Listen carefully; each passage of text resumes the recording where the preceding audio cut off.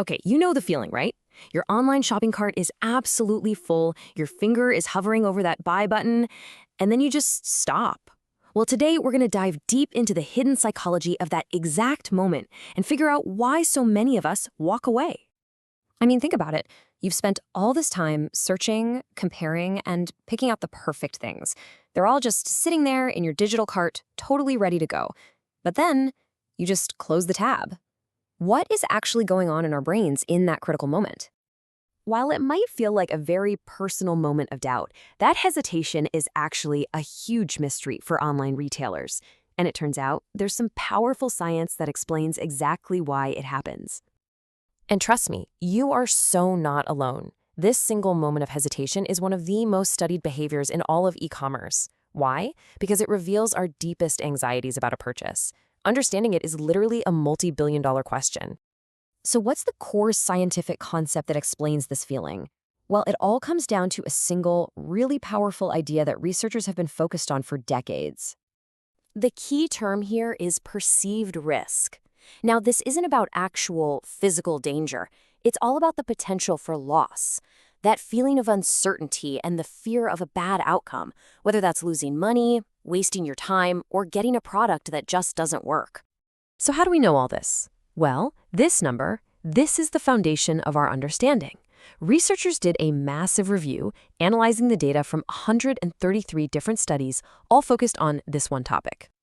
Yeah, we're talking about more than a decade of research, all brought together to map out the invisible psychological forces that shape your decisions. This isn't just guesswork, it's a data-driven look into our collective online behavior.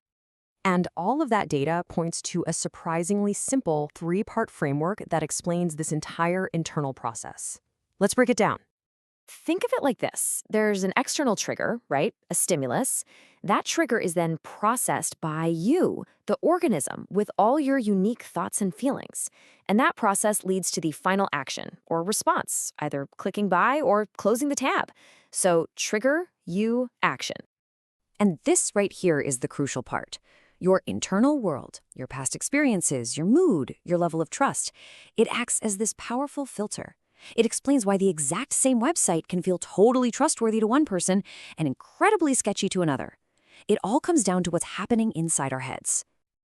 Okay, let's break this down even further, starting with those triggers. What are the external cues from a website that kick off this whole psychological process in the first place? The research groups these triggers into a few key areas.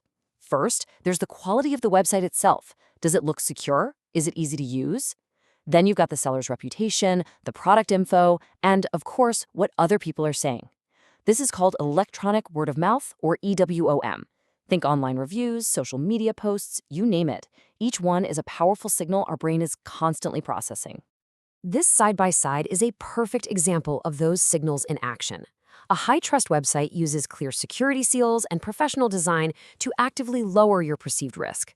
A low-trust site, on the other hand, with its poor design and missing info, does the exact opposite. These aren't just cosmetic choices, they're direct psychological cues. Okay, now for the most important part of the whole equation. You. Once those triggers hit us, what's actually happening inside our minds? This is where our own personal filter comes into play. You know, we never arrive at a website as a blank slate. We bring our entire history with us. Our past shopping experiences, good and bad, they shape our expectations. Our cultural background influences how we perceive trust. Even your current mood can impact how much risk you're willing to take in that exact moment. And what's fascinating is that risk isn't just one feeling. The research shows it's actually a collection of distinct anxieties we subconsciously weigh. We ask ourselves things like, am I about to lose my money? That's financial risk. Will this thing even work? That's performance risk. Will my package actually arrive? Delivery risk. And even, what will people think of me for buying this, which is social risk. So the crucial point is this direct, inverse relationship. As any of those risk factors increase, our trust and satisfaction just plummet. And when trust goes down, our willingness to buy goes right down with it, leading directly to that abandoned cart. It's a clear psychological chain reaction. Okay, we've covered the science, but why does this actually matter? Because understanding this framework isn't just some academic exercise. It has real-world value for all of us as consumers.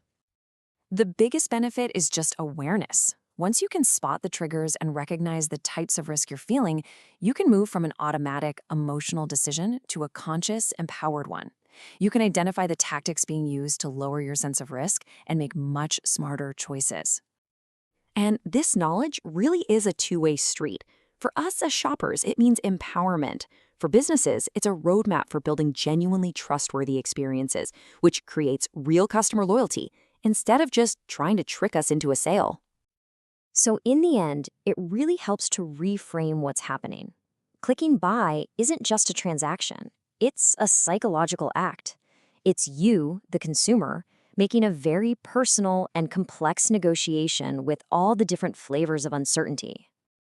But this leads to a fascinating final thought. We know that online shopping is getting more personalized, more predictive, powered by incredibly smart technology. In that future, who takes on the burden of managing all this risk? Will it still be up to you to navigate all the signals and make a conscious choice? Or will highly advanced algorithms designed to know your personal risk tolerance better than you do start managing it for you? It's a pretty profound question about the future of our own choices, and with every click, we're helping to write the answer.